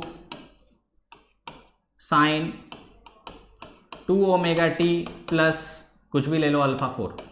तो यहां पे क्या होगा, आपको पावर जो मिलने वाला है, एवरेज पावर की बात कर रहा हूं, वो जो मिलने वाला है उसी product of voltage and current से मिलेगा, जिसकी फ्रीक्वेंसी क्या होगी, सेम होगी। समझ में आया? अरे हैंडराइटिंग अभी नहीं, अभी रिवीजन करा रहा हूं, तो इसमें आपको बस समझ में आना चाहिए मैं क्या बोल रहा हूं, ठीक है। तो यहां पे वोल्टेज एंड करंट का जो फ्रीक्वेंसी है जिसका सेम होगा वही आपको एवरेज पावर देगा। मतलब यहां पे जब आप P एवरेज निकालने जा रहे हो तो वहां पे आप V × I उसी का लोगे जिसकी फ्रीक्वेंसी क्या होगी, सेम होगी, और cos of angle between V and I भी आपको लेना होगा। प्लस ऐसे दूसरे फ्रीक्वेंसी 2 ओमेगा है तो 2 ओमेगा का करंट वाला लोगे, 3 ओमेगा है तो 3 ओमेगा के करंट वाला लोगे। इस तरह से आप पहले एवरेज पावर फाइंड करते हो। फिर इस एवरेज पावर को आप बोल सकते हो क्या, टोटल वोल्टेज का RMS, टोटल करंट का RMS into cos phi, where cos phi is the input power factor. क्या है, इनपुट पावर फैक्टर। समझ में आ रहा है, cos phi क्या है, इनपुट पावर फैक्टर। और यहां से आप इनपुट पावर फैक्टर निकाल लोगे। अब एक बार आपके पास इनपुट पावर फैक्टर आ गया, दैट मींस आपके पास एवरेज पावर है P एवरेज, आपके पास इनपुट पावर फैक्टर है, मतलब कुछ ऐसा होगा, ये फाई एंगल आपको पता चल गया। ऑफ कोर्स उसके बाद आप कुछ भी फाइंड कर सकते हो, P एवरेज पता है, फाई पता है, तो उसके बाद ये भी फाइंड हो जाएगा, ये भी फाइंड हो जाएगा। तो आप रिएक्टिव पावर भी फाइंड कर सकते हो, एपरेंट पावर भी फाइंड कर सकते हो। Apparent power is nothing but this one only, है ना। और टोटल RMS वोल्टेज कैसे फाइंड करोगे, डिफरेंट फ्रीक्वेंसी है, तो √V1 RMS का स्क्वायर प्लस V2 RMS का स्क्वायर प्लस ऐसा, ठीक है। इस तरह से आप पूरा पावर कैलकुलेट करते हो, और इसी में आप पावर फैक्टर इंप्रूवमेंट का भी कॉन्सेप्ट पढ़ते हो, जो कि पावर सिस्टम में यूज होता है। उसमें क्या होता है कि पावर फैक्टर आप इंप्रूव करते हो बाय यूजिंग कैपेसिटर, कि कैपेसिटर लेकर आप किस तरह से पावर फैक्टर को इंप्रूव कर सकते हो, वो सब हम लोग देखते हैं। समझ में आ, ये पूरा आपका इतना आता है। फिर आता है उसके बाद magnetically couple circuit, that is the last portion, और उसके बाद ग्राफ थ्योरी जो कि सिलेबस से हट गया है। तो मैग्नेटिकली कपल सर्किट यार कुछ नहीं है, अगर किसी भी मैग्नेटिक सर्किट को इलेक्ट्रिकल इक्विवेलेंट में आपको कन्वर्ट करने आ गया, मतलब खत्म है, गेम ओवर है। किसी भी मैग्नेटिक सर्किट को इलेक्ट्रिकल इक्विवेलेंट में आप कन्वर्ट कर लिए तो वो इलेक्ट्रिकल सर्किट हो गया। अब एक बार इलेक्ट्रिकल सर्किट होगा तो KCL KVL नोडल में जैसे लगाते हो, थेवेनिन लगा लो, नॉर्टन लगा, जो लगाना है लगाओ, लगा सकते हो, बस वो मैग्नेटिक पार्ट को आपको हटाना होता है। उसी के लिए आप मैग्नेटिकली कपल सर्किट में कुछ होता है कि भाई current इंटर्स from the dot from both the terminal, तो भाई म्यूचुअल EM जो होगा वो पॉजिटिव होगा, तो उसका इक्विवेलेंट सर्किट कैसे बनाएंगे। करंट एक में एंटर कर रहा है डॉट से, दूसरे में लीव कर रहा है, म्यूचुअल EMF निगेटिव होगा, तो उसमें हम किस तरह से इक्विवेलेंट सर्किट बनाएंगे। ये अगर क्लियर है आपका तो वो भी आपका आराम से कर सकते हो, क्वेश्चन में मैं लूंगा। ये पूरा आपका इस तरह से single phase AC circuit complete होता है, और 3 फेज में कुछ अलग कॉन्सेप्ट आता है, वो आज का पार्ट नहीं है ना, वो आगे अगर कंटिन्यू होगा ये सेशन तो फिर 3 फेज हम अच्छे से आपको एक्सप्लेन करेंगे। Positive sequence, negative sequence, line voltage, power के कॉन्सेप्ट कैसे हैं, वो सारा चीज मैं आपको रिवाइज करूंगा। तो इतना आपका क्लियर होना चाहिए बिफोर स्टार्टिंग जो 1:10 कॉन्सेप्ट है उसका। ठीक है, ठीक है। पावर सिस्टम का भी ऐसे ही सेशन पहले कर लो नेटवर्क, फिर पीएस का भी ला दूंगा। ठीक है, ठीक है, ठीक है, समझ गए, समझ गए, समझे, स्टार्ट किया जाए। ठीक है, तो एक गो थ्रू मैं दिया हूं एसी सर्किट में और क्या क्या हो सकता है, ये पूरा मैं गो थ्रू दिया हूं ना प्रॉपर तरीके से। ठीक है, हाँ बैन करो यार सबको, ठीक है बैन करो। कुछ 4-5 बच्चे पढ़ने वाले हैं, बाकी लोग आ गए हैं नौटंकी करने। ठीक है, हाँ 10, 15, 20 लोग आ गए हैं नौटंकी। टाइम नहीं दिया करो, बैन कर दो तुरंत, सटासट हाइड यूजर्स। ठीक है, निकल लेंगे। ओके, हाँ एसी सर्किट में एक कॉन्सेप्ट मैं आपको बताना भूल गया, फर्स्ट ये that is the maximum power transfer theorem. ठीक है, maximum power transfer theorem, this is very important. ये मैं कराऊंगा ना, अभी एक ही क्वेश्चन में मैं सारा करा दूंगा, परेशान मत हो। ठीक है, जब क्वेश्चन लूंगा तब और अच्छे से मैं आपको एक्सप्लेन करूंगा। देखो ये कब लगता है मालूम है, सबसे पहले तो ये पता होना चाहिए लगता कब है। जब आपका लोड जो होता है, ये लगता कब है, जब लोड वेरिएबल हो। क्या हो, सबसे पहले ये दिमाग में रखना, लोड क्या हो, वेरिएबल हो, मतलब लोड की वैल्यू पता ना हो। अगर लोड फिक्स्ड है तो मैक्सिमम पावर ट्रांसफर थ्योरम नहीं लगता है, पहले तो ये क्लियर होना चाहिए। मैक्सिमम पावर ट्रांसफर थ्योरम हम तभी अप्लाई कर सकते हैं जब लोड वेरिएबल हो। लोड फिक्स्ड है, कुछ और वेरिएबल है, तो वहां मैक्सिमम पावर ट्रांसफर थ्योरम हम अप्लाई नहीं कर सकते। एकदम क्लियर, ठीक है। तो लोड वेरिएबल का मतलब क्या हुआ, लोड वेरिएबल का मतलब जो अननोन है, हमको नहीं मालूम है। तो किसी भी कॉम्प्लेक्स सर्किट को आप क्या कर सकते हो, देखो कोई भी कॉम्प्लेक्स सर्किट है जिसमें आपको मैक्सिमम पावर ट्रांसफर थ्योरम लगाना है। कॉम्प्लेक्स सर्किट का मतलब ए प्लस जे भी नहीं समझो, कोई भी सर्किट हो सकता है, combination of series and parallel. इसको आप क्या कर सकते हो, थेवेनिन सर्किट में कन्वर्ट कर सकते हो। तो कभी भी आपको मैक्सिमम पावर ट्रांसफर थ्योरम लगाना हो तो आप सबसे पहले कोई भी कॉम्प्लेक्स सर्किट है उसको क्या करो, थेवेनिन सर्किट में कंप्लीट कर लो। थेवेनिन सर्किट बोलता क्या है भाई, एक VTh होगा, ठीक है, VTh होगा, और उसके साथ क्या होगा, एक ZTh होगा। क्या होगा, एक ZTh होगा। अब ये ZTh RL प्लस JXL भी हो सकता है, RL माइनस JXC भी हो सकता है, कोई दिक्कत है। RTh प्लस JXTh होगा या RTh माइनस JXTh हो सकता है, कैसे भी हो सकता है। उसके साथ यहां पे क्या लगा हुआ है, लोड। क्या लगा हुआ है, लोड, ये है लोड। तो मैं बोल रहा हूं कि मैक्सिमम पावर ट्रांसफर थ्योरम तभी लगा सकते हो जब लोड वेरिएबल होगा। लोड अगर फिक्स्ड है उस केस में मैक्सिमम पावर ट्रांसफर थ्योरम नहीं लगेगा। तो देखो सिंपल रखते हैं ना इसको, लोड कितने तरीके के हो सकते हैं, लोड कितने तरीके के हो सकते हैं। मान लेते हैं ZTh की वैल्यू अभी के लिए मान लेते हैं कि RTh प्लस JXTh है, अभी के लिए मान लिया, ठीक है। यहां माइनस भी हो सकता है, ऐसा जरूरी नहीं है प्लस हो, ठीक है। और लोड जो है वो आपका हो सकता है RL प्लस JXL, ऐसा हो सकता है, मतलब इंडक्टिव लोड ऐसा कुछ, RL प्लस JXL ऐसा हो सकता है लोड। ऐसा भी हो सकता है RL माइनस JXC भी हो सकता है, ऐसा कुछ नहीं है कि ऐसा ही होगा, ठीक है। तो ओवरऑल प्लस में हम इसलिए ले रहे हैं ताकि आप समझ पाओ कि कैसे हम मैक्सिमम पावर ट्रांसफर थ्योरम लगाते हैं। तो अभी के एग्जांपल के लिए मैं ले लिया कि RL और प्लस JXL है, और इसमें ऐसा कुछ लोड लगा हुआ है, ठीक है। इस लोड को हटा दीजिए। आपको कंडीशन मालूम है, कंडीशन क्या है कि आपका जो लोड होना चाहिए वो कैसा होना चाहिए, वेरिएबल होना चाहिए कि नहीं, ठीक है। लोड कैसा होना चाहिए, वेरिएबल, ये क्लियर है। अब यहां केस बनाओ, लोड में दो पार्ट है, देखो लोड में क्या है, RL भी है XL भी है, ठीक है। तो कैसा केस बन सकता है, जब सिर्फ और सिर्फ RL वेरिएबल हो, केस बन सकता है कि नहीं, सिर्फ और सिर्फ क्या हो, RL वेरिएबल हो, मतलब सिर्फ और सिर्फ ये वेरिएबल हो, XL फिक्स हो, J4 ओम दिया हो, तब भी पॉसिबल है ना, तब भी पॉसिबल है, ठीक है, ठीक है। RL जब आपका वेरिएबल हो तब भी पॉसिबल है। अच्छा, दूसरा केस क्या हो सकता है, जब सिर्फ XL वेरिएबल हो, ठीक है। XL वेरिएबल, वेरिएबल का मतलब क्या है, अननोन है, हमको नहीं मालूम, इसकी वैल्यू फाइंड करनी होगी। और RL की वैल्यू मान लो दिया हुआ है 2 ओम, XL अननोन है, यहां वेरिएबल, ऐसा भी हो सकता है। तीसरा केस क्या पॉसिबल हो सकता है कि भाई RL एंड XL दोनों वेरिएबल हो, मतलब दोनों अननोन हो। वेरिएबल का मतलब ये समझना कि अननोन है, उसकी वैल्यू फाइंड करनी होगी, हमको नहीं पता कितने हैं। समझ में आ रहा है? तो ये 3 केस ही पॉसिबल है। कोई भी मैक्सिमम पावर ट्रांसफर थ्योरम का क्वेश्चन आए एसी सर्किट में, सबसे पहले क्या करना, उसका थेवेनिन इक्विवेलेंट बना लेना। एक बार थेवेनिन इक्विवेलेंट पता चल गया, उसके बाद यही 3 केस हो सकता है, इसके अलावा और कोई केस नहीं होगा। अब इस 3 केस को कैसे सोल्व करना है, सिंपल एकदम रखो चीजों को। जब भी आपका सिर्फ और सिर्फ आरएल वेरिएबल होगा, उस केस में आपका आरएल की जो वैल्यू आएगी वो आएगी magnitude of remaining, magnitude of remaining. अब इसका मतलब खाली समझ जाओ, मैग्नीट्यूड ऑफ रिमेनिंग का मतलब क्या है। मान लो आरटीएच की वैल्यू है 4, एक्सटीएच की वैल्यू मान लो J2 है, ठीक है।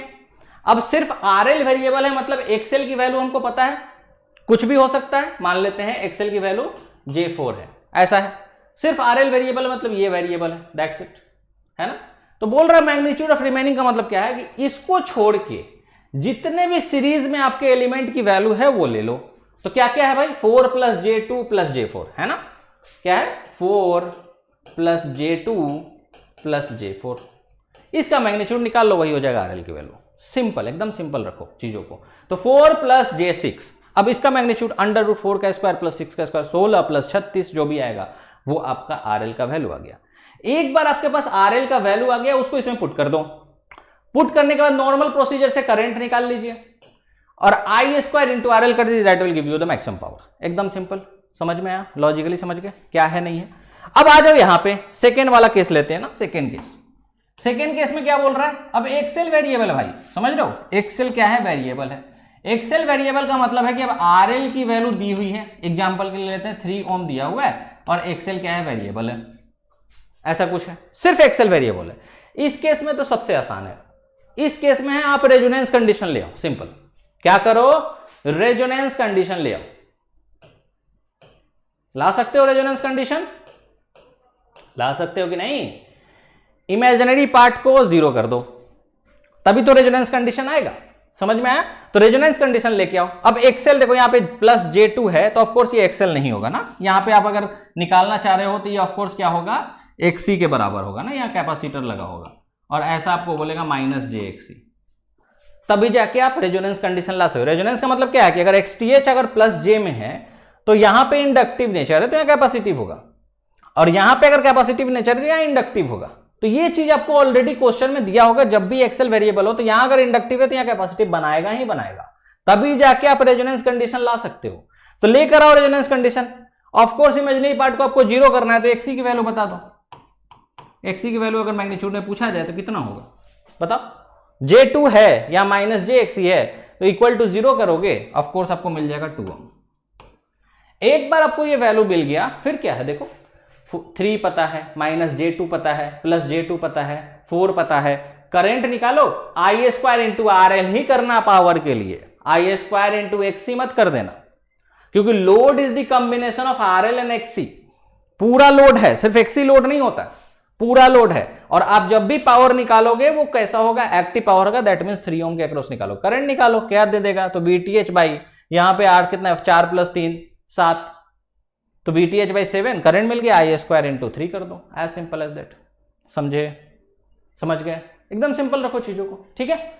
अब तीसरा आ जाओ, जब दोनों वेरिएबल होगा, दोनों वेरिएबल है तो दोनों की वैल्यू को पुट करनी है, एज सिंपल एज दैट। तो दोनों वेरिएबल है, उस केस में आपका कैसा होगा सिचुएशन, सर्किट कैसा होगा, देखो उस केस में आपका सर्किट होगा, मान लेते हैं ये RL है, इस जगह कुछ भी ले लो ना, ओवरऑल इसको ZL मान लेते हैं, और ZL is equal to RL ± कुछ भी हो सकता है ना, JXL ऐसा करके, और दोनों वेरिएबल है। तो ऐसे में आपको कुछ नहीं करना है, ZL is equal to conjugate of ZTH बना देना है, ठीक है। 4 + J2 है यहां पे, तो वहां क्या हो जाएगा, 4 - J2, दोनों की वैल्यू हमको नहीं मालूम है, 4 - J2, फिर पुट कीजिए, करंट का वैल्यू निकालिए, I² निकालिए, एकदम क्लियर। इसके अलावा और कोई केस पॉसिबल नहीं है ना, इसके अलावा कोई केस नहीं पॉसिबल है, यही 3 केस पॉसिबल है, ठीक है, ठीक है। सर पावर VRMS IRMS, हाँ अपरेंट पावर रहेगा ना, ठीक है गंभीर, हाँ एकदम क्लियर, मैक्सिमम पावर क्लियर, सभी को क्लियर है, क्लियर है, किसी को कोई दिक्कत। ये पूरा मैंने आपको एक ओवरऑल रिवीजन करा दिया इन 30 मिनट्स कि आपको समझ में आना चाहिए भाई, ये सब कॉन्सेप्ट है जिसको हमको अप्लाई करने आना चाहिए किसी भी क्वेश्चन में। अभी मैं एक क्वेश्चन लूंगा और उसी क्वेश्चन का सारा सारांश रहेगा ना, एक ही क्वेश्चन का मैं सारा सारांश करने वाला हूं, ठीक है। एक ही क्वेश्चन में ये सब निकलवा दूंगा सारा, एक ही क्वेश्चन सब सीख लो भाई। समझ, आज तक देखे थे ऐसा एक क्वेश्चन से सारा चीज सीखना? आज तक तो नहीं देखे थे, अभी देख लोगे, ठीक है। तब उसके लिए रेडी हो जाते हैं, कोई डाउट है तो पूछ लो, उसके बाद नहीं तो रेडी होंगे, क्योंकि 7:35 हो गया, 8 बजे हमारी क्लास है विजय भाव बैच में। तो आज जो मैं क्वेश्चन दूंगा उसको नोट कर लो, नोट करके मैं जो भी कराऊंगा उसको करते जाना। बहुत सारे पार्ट आएंगे, बहुत सारे पार्ट आएंगे, ठीक है। कोई डाउट है तो पूछ लो, किसी का कोई डाउट है तो पूछ सकते हो, ठीक है।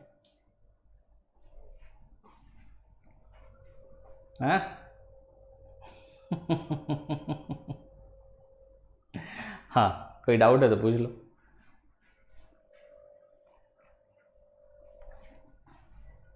रेजोनेंस में क्या क्या इंपॉर्टेंट चीजें याद रखें? देखो रेजोनेंस में जो है, रेजोनेंस में आप सबसे पहले जो कंडीशन है आपको पता होना चाहिए। रेजोनेंस दो तरीके से होते हैं, ठीक है। फर्स्ट क्या होता है, सीरीज में, और दूसरा पैरेलल में, ठीक है। दो ही पढ़ते हो ना, एक सीरीज में पढ़ते हो, वो भी कैसा है, स्टैंडर्ड है ना, और दूसरा पैरेलल में, ठीक है। तो इसमें आपके जो कंडीशन जो याद होने चाहिए, सबसे पहले याद करने वाली बात नहीं है, अगर समझोगे लॉजिकली समझ गए तो बाकी चीजें हो जाएंगी। Magnitude of XL is equal to magnitude of XC, इधर भी होता है और इधर भी होता है, ये मालूम है भाई, ये तो कंडीशन रहेगा ही रहेगा, ठीक है। उसके बाद सीरीज की अगर हम बात करें, एक बार मैं सर्किट बना लेता हूँ क्योंकि मेरे को याद नहीं रहता फॉर्मूला, है ना, मैं सर्किट देख के ही सारा चीज निकालता हूँ, है ना, इस तरह से। उसके बाद क्या होता है, करंट जो होता है, करंट आपका मैक्सिमम फ्लो करता है, कितना, तो जो भी आपका V होगा upon R, maximum current flow करेगा। यहाँ पे करंट मिनिमम फ्लो करेगा, ठीक है, I मिनिमम करंट फ्लो करता है रेजोनेंस पे। उसके बाद अगर वोल्टेज की बात करें तो आपका magnitude of VL is equal to magnitude of VC होता है, that is equal to Q0 times of supply voltage, ठीक है। ये तीसरा कंडीशन आपको याद होना चाहिए। उसी तरह से इधर जो आता है वो magnitude of IL is equal to magnitude of IC is equal to, देख लेना, Q0 टाइम्स ऑफ IS होता है या 1 upon Q0 times of IS होता है, एग्जैक्ट मेरे को ध्यान में नहीं है, ऐसा कुछ होता है, ठीक है। उसके बाद यहाँ पे क्वालिटी फैक्टर आपको पता होना चाहिए। क्वालिटी फैक्टर आप हमेशा निकालते हो omega naught L upon R, मतलब रेजोनेंस की बात करते हो, और यही वैल्यू हो जाती है ओमेगा नॉट RC के बराबर। ओमेगा नॉट की वैल्यू पुट कर दो तो 1/R अंडर रूट L/C होता है। यहाँ पे भी आपका ओमेगा नॉट की वैल्यू जो होती है रेजोनेंस में 1/अंडर रूट LC, ठीक है, इस तरह से। ये आपके लिए इंपॉर्टेंट है। उसके बाद इंपॉर्टेंट हो जाता है ओमेगा 1 एंड ओमेगा 2, जो मैं आपको बताया, upper and lower cut off frequency, R upon 2L plus minus under root of R upon 2L का स्क्वायर प्लस 1/LC, ये होता है। उसी तरह ओमेगा 2 में ये माइनस के जगह पे प्लस में आ जाएगा, बाकी चीज़ें वैसे ही रहती है, ठीक है, बाकी चीज़ें सेम होता है। ये हो गया upper and lower cut off frequency. उसके बाद आप निकालते हो VL max, maximum voltage across inductor कितना होगा एट ओमेगा L, ठीक है। उसी तरह VC max at omega C, ये दोनों का वैल्यू आपको पता होना चाहिए। अब इंडक्टिव कैसा होगा, जब फ्रीक्वेंसी आपका रेजोनेंस से ज्यादा होगा। रेजोनेंस से ज्यादा का मतलब है कि omega naught upon under root 1 minus R square C upon 2L, of course greater होगा ना ओमेगा नॉट से, इसलिए यहाँ पे कैसा होगा, omega naught under root 1 minus R square C upon 2L। तो ये दोनों चीज आपको पता होना चाहिए, ठीक है, इतना कंडीशन आपको पता होना चाहिए। इधर भी उसी तरह से आप निकाल सकते हो भाई, क्वालिटी फैक्टर क्या होगा, जस्ट इसके उल्टा होता है ना, R अंडर रूट C/L होता है।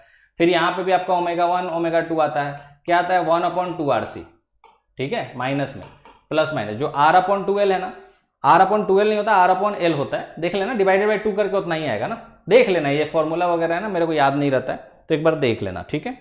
हाँ, बैंडविथ में आप क्या करते हो, देखो बैंडविथ इज इक्वल टू आप ओमेगा 2 माइनस ओमेगा 1 करते हो, ये दोनों को करो, आपको मिल जाएगा R अपॉन L, ठीक है, R अपॉन L, हाँ तो R अपॉन 2L ही होता है, ठीक है।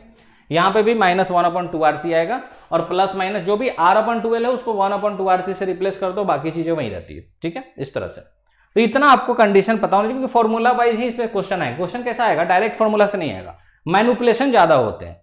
मतलब इसको क्वालिटी फैक्टर का बैंडविथ के साथ क्या रिलेशन है, तो भाई बैंडविथ इज इक्वल टू, अभी हमने क्या निकाला, ओमेगा 2 माइनस ओमेगा 1, और सीरीज RLC सर्किट है तो R अपॉन L के बराबर। अब ओमेगा नॉट से ऊपर नीचे मल्टीप्लाई कर दो, तो यहां पे आपको मिलेगा omega naught upon Q not. तो ये सब जो मैनिपुलेशन है, ये मैनिपुलेशन पता होना चाहिए। कभी ये दे देगा, बैंडविड्थ दे देगा, क्वालिटी फैक्टर दे देगा, रेजोनेंस फ्रीक्वेंसी दे देगा, क्वालिटी फैक्टर दे देगा, बैंडविड्थ पूछ लेगा। तो वो आपको मैनिपुलेशन करने आना चाहिए, किस तरह से हम मैनिपुलेट करते हैं चीजों को। ठीक है, समझे। अब उसमें अगर पूछेगा भाई तो ओमेगा हर्ट्ज में लोगों के रेडियन में, वो क्वेश्चन में दिया होगा ना कि रेडियन पर सेकेंड में है कि हर्ट्ज में, समझे। ओके। माया सर, आनंद साहू सर का मैथ्स क्लास, यार तुम लोग अटेंडेंस देख लो ना, मैथ्स क्लास में कितने होते हैं, अटेंडेंस के हिसाब से ही तो आगे कंटिन्यू होगा। ठीक है, अब चलो क्वेश्चन दिया जाए। रेडी हो क्वेश्चन के लिए? रेडी हो कि नहीं हो, पहले तो ये बताओ। रेडी हो? समझ गए? इतनी छोटी सा तो ऐसी सर्किट, उसके लिए डरते रहते हो फालतू का। डरना नहीं, ऐसी बहुत आसान है यार। ठीक है, पहले फील करना सीखो कि हाँ आसान है, बोलना सीखो। ठीक है, धीरे धीरे हो जाएगा, प्रैक्टिस करोगे हो जाएगा। ठीक है, चलो रेडी, दिया जाए क्वेश्चन। बहुत बढ़िया, चलो फिल्टर हो गए ना सब लोग? हाँ, कुछ लोग आए थे ना, फिल्टर हो गए। चलो बहुत बढ़िया है ना, फिल्टर होना जरूरी है, समझ रहे हो। फिल्टर नहीं होते फिर दिमाग का दही करेंगे। चलो क्वेश्चन दे। Okay sir, it is hard to remember resonance formula. अरे तो डिराइव कर लो यार गंभीर, 3 बार डिराइव करोगे ना, 3 बार। हम लोग भी इंसान है यार, हम लोग भी पढ़ाते याद हुआ है, तो डिराइव कर लो, बार बार डिराइव करो, धीरे धीरे देखना हो जाएगा। जैसे चॉपर में पढ़ते हैं ना, स्टेप डाउन चॉपर या फिर बक कन्वर्टर, बूस्ट कन्वर्टर, वहाँ क्या है, डेरिवेशन ही तो है। तो डेरिवेशन करना सीख लो एक बार, ऑटोमेटिक सब याद हो जाएगा। 3 बार लिखे हो अभी तक? कोई जिसको भी रेजोनेंस कंडीशन याद नहीं है, एक बार बताओ मेरे को, 3 बार लिखे हो कि नहीं? नहीं लिखे होगे, 3 बार लिख के देखो ना, उसके बाद बोलना कि याद होता है कि नहीं, मेरे को बताना। Sir power in 3 phase circuit important, बिल्कुल बहुत इंपॉर्टेंट है यार। ठीक है गंभीर, बहुत इंपॉर्टेंट है। सुमन बिल्कुल इंपॉर्टेंट है। ठीक है, हाँ इंपॉर्टेंट तो है। ठीक है, इंपॉर्टेंट तो बहुत है। 3 फेज पूरा सर्किट ही है, तुम डबल इसे हो तो इसको छोड़ ही नहीं सकते। आ जाए 1:10 में, 1:10, 1:20, जो भी ले लो, पूरे एसी सर्किट का एक ही क्वेश्चन है भाई, समझ रहे हो। एक ही क्वेश्चन है, उसी में सारा करेंगे। ठीक है, अब तुमको मजा आने वाला है, अब तुमको क्या है, मजा आने वाला है। चलो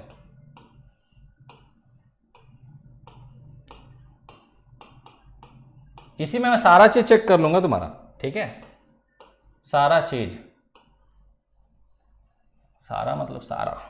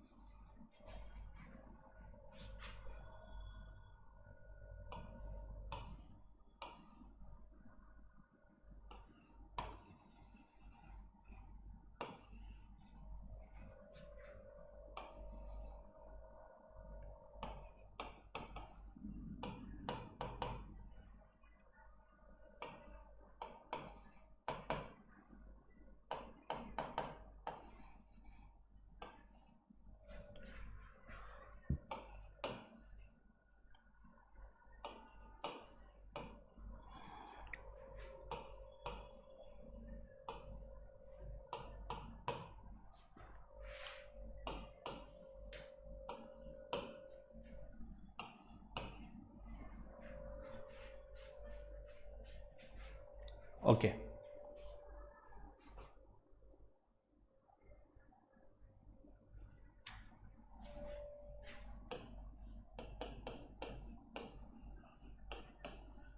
पहले तो क्वेश्चन लिख लो आराम से, कुछ भी गलत मत लिखना, कहीं डाउट हो तो पूछ लेना।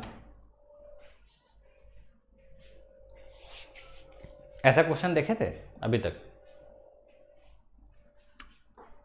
बोलो कहीं से छाप लिए हैं। हाँ बोलो कहीं से हम लोग छाप के आए हैं, तार किसी क्वेश्चन किसी बुक से छापो आप क्या आए, ऐसा बोल दो। ओके गंभीर, हाँ एक बार 3 बार लिखो ना, 3 बार लिखो, सब याद हो जाएगा। ठीक है, डिराइव करना जरूरी है, डिराइव एक बार कर लोगे अच्छे से प्रॉपर तरीके से, याद हो जाएगा, कोई बड़ा चीज़ नहीं है। हाँ भाई लिख लिए, पहले लिख लो आराम से। ठीक है,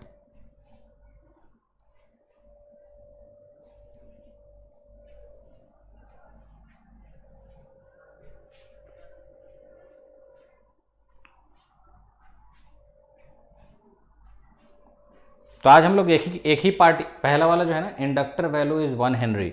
हाँ, इस वाले इंडक्टर का वैल्यू जो है वो 1 हेनरी है। ठीक है, आज हम लोग एक ही पार्ट डिस्कस करेंगे, क्योंकि मैं बताया था आपको, है ना, क्या बताया था, मेरा 8 बजे से विजयी भवन में क्लास है। ये 1 हेनरी है, ये 2 हेनरी है, दोनों में आप करंट देख लो किस तरह से है। ठीक है, आपका जो डॉट पोलरिटी है उसको चेक कर लीजिए कैसा है। ठीक है, और एम की वैल्यू 1 हेनरी है, म्यूचुअल इंडक्टेंस इन दोनों के बीच का 1 हेनरी। ठीक है, नोट कर लीजिए।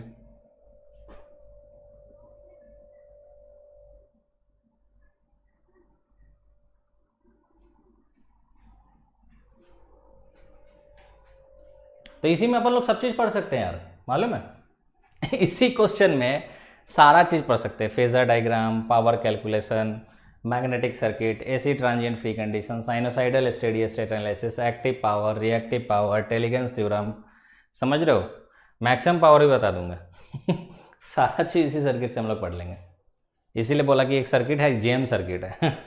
एक ही सर्किट में सारा चीज पढ़ लो, क्या जरूरत है अलग अलग सर्किट में अलग अलग चीजें करना। पता चला कि हाँ भाई उसके बाद बन ही नहीं रहा है, तो एक ही में सारे कर चीज करो ना, यही तो क्वालिटी है, यही तो जेने की खासियत है। यस और नो, लिख लिए सब लोग? एक बार चैट बॉक्स में बताओ, नोट कर लिए तो आगे बढ़ा जाए। नोट कर लिए हो तो बताओ। ठीक है, अब चलिए क्वेश्चन अब स्टार्ट होता है ना।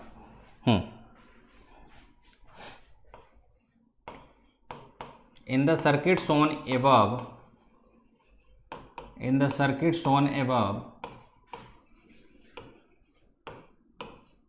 S1,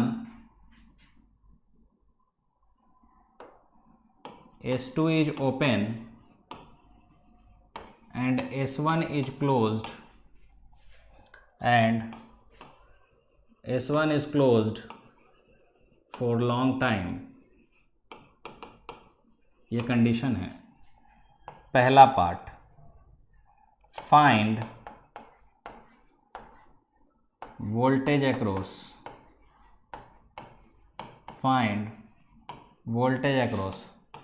1 Henry inductor.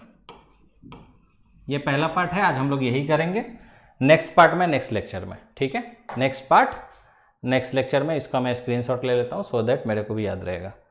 ठीक है, आज हम लोग सिर्फ वोल्टेज अक्रॉस 1 हेनरी इंडक्टर निकालेंगे। ठीक है, चलिए बनाइए। हाँ, इंडिपेंडेंट सोर्स 2i है। ठीक है, आपको टाइम दिया गया, चलिए बनाइए।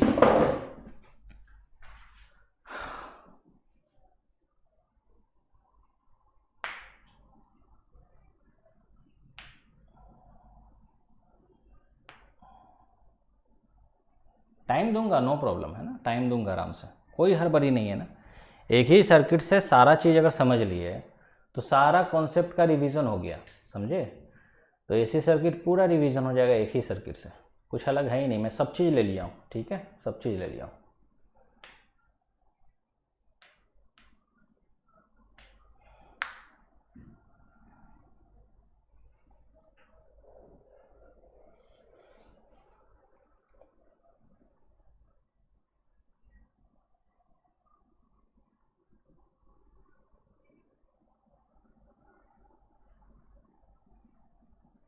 सब लोग नोट कर लिए?